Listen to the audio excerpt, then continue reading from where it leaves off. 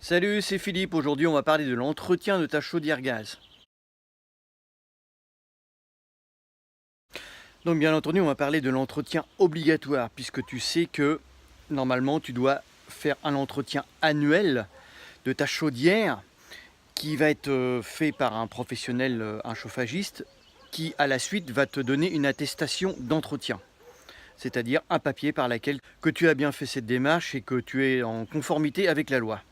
Alors bien entendu, comme beaucoup de personnes, tu te poses la question à savoir quels sont vraiment les points de contrôle obligatoires. Quelles vont être les mesures prises lors de ce contrôle et qu'est-ce qui peut éventuellement mettre ta chaudière en suspens, c'est-à-dire mettre un interdit sur le fonctionnement de ta chaudière suite à un contrôle de monoxyde de carbone. Donc on va regarder ça ensemble. Moi j'ai téléchargé une attestation d'entretien et puis on va regarder ça tous les deux. On va éplucher point par point, on va regarder ce qui peut voilà, ce qui se fait au niveau entretien, au niveau contrôle, et on va essayer de déchiffrer ça tous les deux.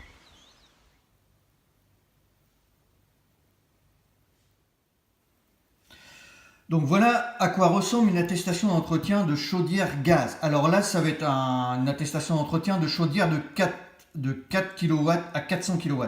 Donc au-dessus de kW, il faut considérer que c'est des chaudières collectives qu'on retrouve principalement en chaufferie. Donc en haut de l'attestation, on va retrouver ton nom, ton adresse. L'adresse du local chaudière, c'est ton adresse, hein, puisque là, ta chaudière, elle est chez toi. Ensuite, on va retrouver l'entreprise effectuant l'entretien, c'est-à-dire le nom de l'entreprise, son téléphone, son adresse.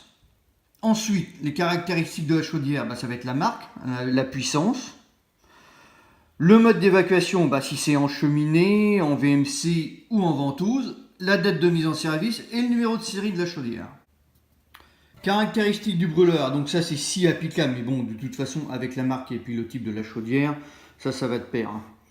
Ensuite, on va retrouver la date du dernier entretien si disponible. Donc ça, je pense que si tu fais l'entretien, tu dois l'avoir. Donc il va le marquer là-dessus. Et la date du dernier ramonage, si tu es au gaz, tu n'as pas besoin. Et ensuite, on va arriver dans les points de contrôle obligatoires de l'entretien. Alors, qu'est-ce qu'on va retrouver dans les points de contrôle? Donc la vérification de l'état de la nature et de la géométrie du conduit de raccordement de l'appareil. C'est-à-dire c'est ton conduit, en fait le conduit de ta chaudière. C'est-à-dire que si tu es en ventouse, il va contrôler la ventouse. Si tu es en conduit de cheminée, il va contrôler le raccordement entre ta chaudière et ta cheminée, ton conduit de cheminée. Et si tu es en VMC, c'est exactement pareil. Il va contrôler entre ta chaudière et le conduit de VMC. Ok? Ensuite, on va retrouver le nettoyage du corps de chauffe. Donc ça, le nettoyage du corps de chauffe, c'est là où se fait la combustion. Donc là, voilà, c'est là où ça brûle, en fait, que ton gaz brûle. Ok. Ensuite, tu vas retrouver la veilleuse si c'est une ancienne chaudière. Maintenant, sur les nouvelles, il n'y en a plus. Et l'extracteur. Alors l'extracteur, ça va être si tu as une extraction sur ventouse. Donc tu as en fait un petit ventilateur électrique qui se trouve juste au pied de ta ventouse. Ok. Tu vois, c'est marqué si présent dans l'appareil. Voilà. Après, ça dépend des chaudières. Ensuite, tu vas voir le démontage et le nettoyage du brûleur. Donc voilà, il va démonter le brûleur, le nettoyer, les gicleurs, les électrodes, etc. Ensuite, tu vas avoir la vérification fonctionnelle des dispositifs de sécurité de l'appareil. Donc ça va concerner tout ce qui est soupape, les sons, les protections électriques. Hein. Ensuite, tu vas avoir la vérification et réglage éventuel du débit de gaz. Voilà, donc il va regarder au niveau de l'électrovanne, il va vérifier le débit avec un appareil. Voilà, donc vraiment, si tu n'as pas un bon débit, il va le régler. Donc ensuite, il va y avoir la vérification fonctionnelle de ton circulateur de chauffage, donc c'est ta pompe, voir si elle ne fait pas de bruit, si elle tourne bien, si elle n'est pas bloquée. Ensuite, tu vas avoir la vérification et réglage des organes de régulation.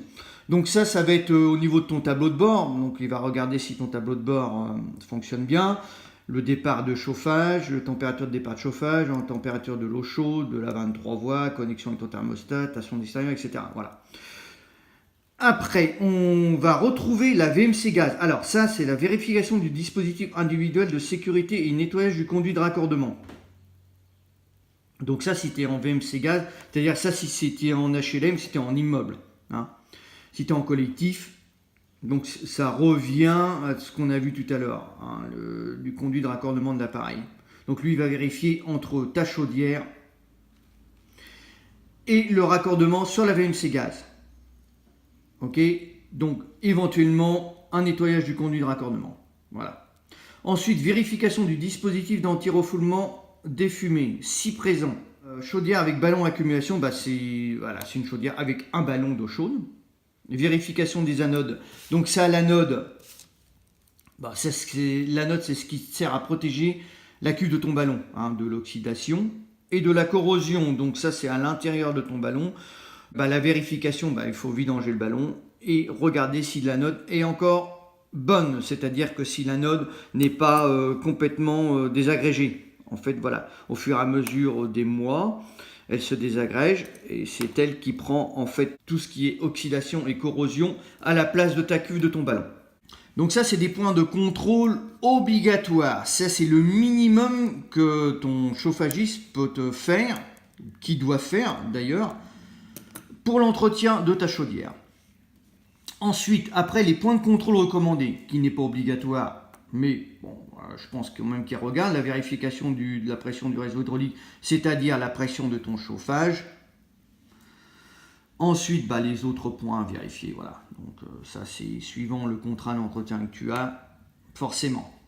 Donc dans les mesures obligatoires, on va retrouver les brûleurs à air soufflé. Donc qu'est-ce que c'est qu'un brûleur à air soufflé? C'est en fait un brûleur qui a un ventilateur incorporé avec. Donc en fait, ce ventilateur-là, bah, il se règle. Alors, ce qu'il va faire, lui, ton chauffagiste, il va le mettre un petit appareil juste au-dessus de ta chaudière, c'est-à-dire à la sortie de l'extraction de ton conduit de fumée, hein, de tes fumées. Donc c'est un petit appareil, lui, qui va calculer la température des fumées, le CO2, voilà. Et en fait, bah, après, tu vas avoir, c'est marqué ici, un petit à imprimer du test de combustion qui peut être agrafé à l'attestation. Bon, voilà. Donc après, lui, cette petite machine va te sortir un petit imprimé avec tous les résultats du test.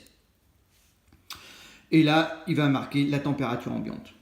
Donc ensuite, on va retrouver les teneurs en CO, c'est-à-dire en dioxyde de carbone, à proximité de l'appareil en fonctionnement pour chaudière de type B uniquement. Donc c'est-à-dire le type B, c'est raccordé à un conduit de fumée.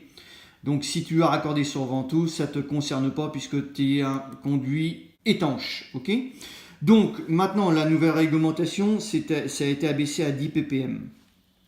Donc, alors le ppm, ça veut dire par million, hein, c'est une unité de mesure. Okay, donc lui, en fait, ton chauffagiste va avoir un appareil qui va mesurer le taux de ppm. Donc lui, d'ailleurs, il va marquer la marque ici et la référence.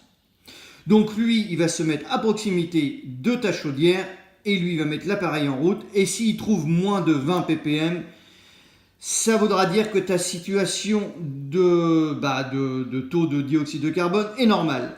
Ensuite, si tu as un ppm de entre 20 et 50, c'est qu'il y a anomalie de fonctionnement, nécessitant impérativement des investigations complémentaires concernant le tirage de conduits de fumée et de ventilation du local. Alors, ça peut être au niveau de ton conduit de fumée et au niveau des ventilations, la ventilation de ton local, puisque là, en conduit de fumée, tu dois impérativement être en ventilation, tu dois impérativement avoir un local ventilé. Et si tu es au-dessus de 50 ppm, alors là, il y a danger grave, là, il t'arrête tout. Okay, nécessitant la mise à l'arrêt de la chaudière et la recherche, je redresse, et la recherche du dysfonctionnement avant remise en service. Donc c'est-à-dire que là, il te bloque, là, il t'arrête ta chaudière et il met une étiquette par laquelle que tu dois faire, tu dois rechercher éventuellement la fuite ou vraiment ventiler ton local si tout est bouché avant la remise en route de ta chaudière. Ensuite, on va avoir le rendement PCI de la chaudière. Définition. Alors, le rendement PCI, c'est le pouvoir calorifique inférieur.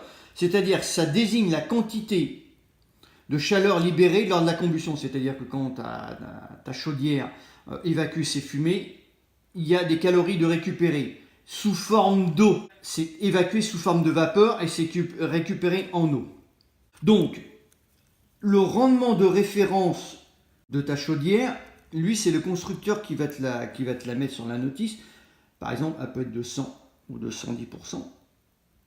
Et le rendement évalué de ta chaudière, c'est-à-dire en ce moment, au moment que ton chauffagiste va faire le point de contrôle, va être marqué ici. Et après, on va voir la différence entre les deux. Ensuite, on va retrouver les émissions polluantes. Donc, on va retrouver les émissions de NOx, c'est-à-dire les émissions de dioxyde d'azote.